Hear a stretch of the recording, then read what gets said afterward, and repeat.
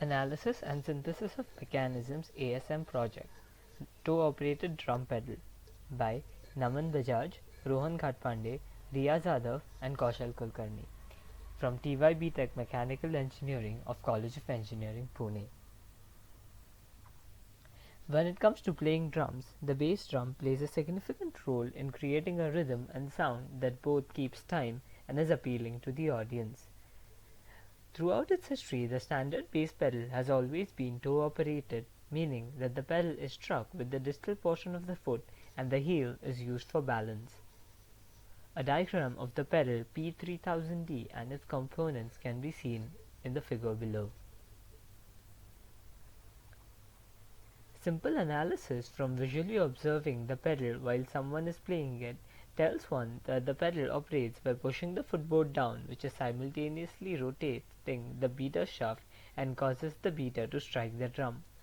Then, when the pressure from one's foot is taken off the footboard, a spring is used to return the beater back to its original position. Three main types of drives are used: belt drive, chain drive, or direct drive. The rigid link direct drive system allows for more speed and control of the pedal. Having no chain or belt in the system eliminates any lag that can be caused by a loose link and thus allows the pedal to be extremely responsive. The ability to have a rigid line of force transmission directly from the pedal to the beater makes these systems capable of more easily producing precise and intricate rhythms. They require little to no maintenance. The disadvantages being that they have a little adjustability and can feel more mechanical and less smooth to the player. For the scope of this project, we shall go with a direct drive. This figure indicates the notations that shall be used in this project. Ergonomics. The largest forces can be generated with extended or nearly extended legs in the downward direction, limited by body inertia, and in the forward direction, limited by both inertia and the back support. The injury that is most common at the ankle is tenosynovitis, an inflammation of the tendons and tendon sheaths, in particular where tendons cross tight ligaments. To avoid these, it is best to create a design in which the operator is using more natural range of angles, in particular for the ankle between 15 to minus 35 degrees on a horizontal axis. Considering these ergonomic factors, we have assumed the following link dimensions: fixed link AB 12 inches, output crank BC 1.5 inch, and beater arm BE 4 inch. For the angle ranges, these were the ergonomics that were considered.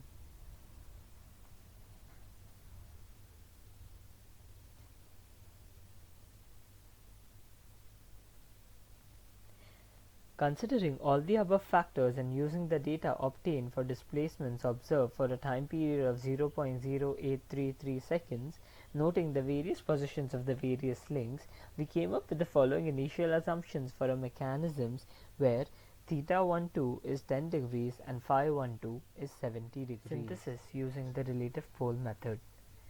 Assuming theta 12 as 10 degrees and phi 12 as 70 degrees, fixed link AB as 12 cm, output crank BC as 1.5 cm, beater BE as 4 cm.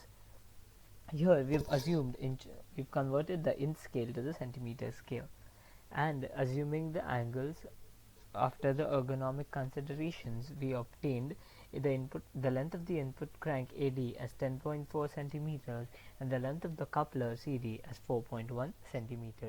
Validation using Freudenstein's equations.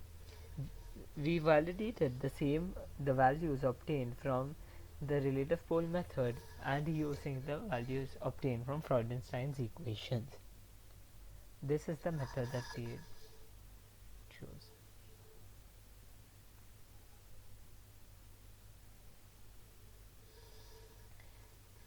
The final lengths of the links are toe plate 10.6 inches, coupler 4 inches, output crank 1.5 inches, beater arm 4 inches, and distance between the pivots as 12 inches. Velocity and acceleration analysis for the mechanism. using vector method.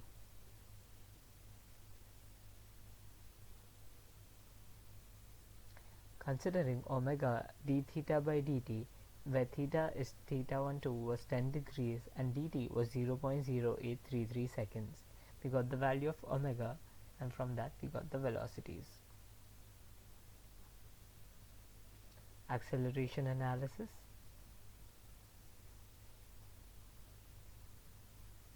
And the calculations for the same.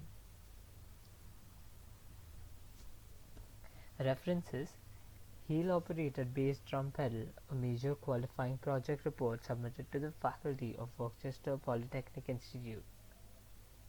Reviewers' questions. There is no right or wrong style to play the bass drum, each method heel up or heel down.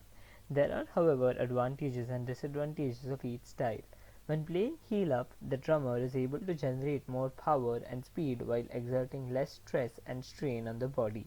When playing heel down, most of the relatively weaker muscles in the leg are being used to drive the beater head, and for beginning drummers this is the main problem.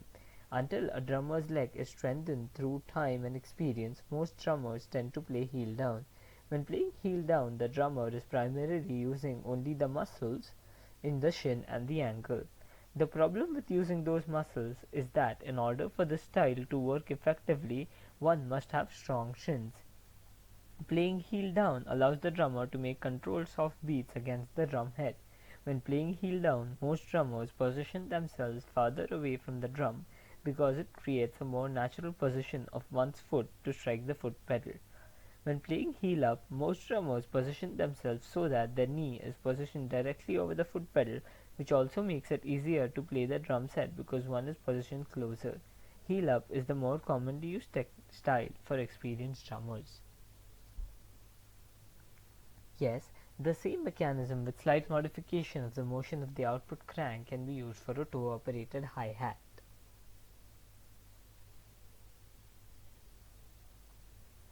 WFD Championship, the world's fastest drummer, is a competition for determining the world's fastest drummer, and the drummer speed is calculated by digital counting device called drummometer.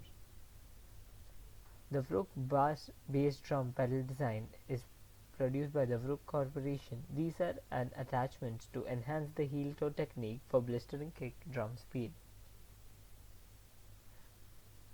The Moeller method is a precursive stroke method that combines a variety of technique with goal of improving hand speed, power, and control while offering flexibility to added accented notes at will. Thank you.